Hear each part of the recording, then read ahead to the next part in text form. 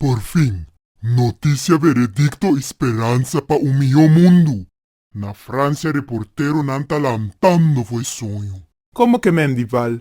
Vamos ter bedei nos tursi? Reportero não apone daudau. Cana sali for di rueda de prensa pa sobra autoridade não apone regla o periodista não tinha direito de fazer pergunta crítico relacionada com a pandemia. Francia lo acopia lei di censura di Corsou. Na Corsou, reportero nanta limita na puntra 2 perguntas só. Anto ora pergunta vira caliente, nanta vira quem pi hueso, com an cara de poker face e boca será. Agora que o governo su pandemia tá pachimando, nanta hinca mais colaborador de ministério. Ya nanta excluí de turpantomina. Maria, bo abuta dede riba e yaga.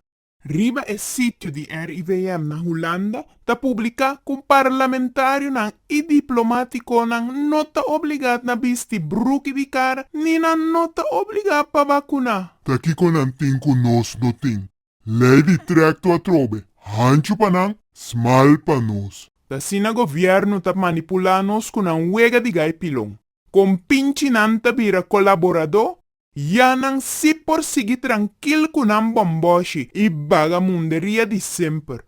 Esclavitud moderno mitayame così. Ya matende un lenga arrabbiata bisa con nos parlamento ta lolofica. Ami, Maria Pampuna ta añadi bobolofica. Lolofica y supuestamente vacuna. Abre orella nang y escucha. Ya cuyuditera ta floja palesa y educana mes. Prueba está saliendo rond mundo, demostrando que vacunación hace más daño que bom. Pero nos gobierno ta sigue terrorizanos con mentira y miedo. Ya más que 80% de nos población ta sigue querer e bobolificación. Dios gracias, tur camina na mundo, pueblo nan talantando panan libertad.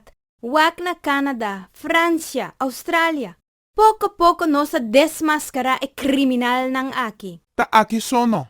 Mané mi huela tabisa. Bo por saca cativo for di esclavitud. Pero bo no por saca esclavitud for di cativo.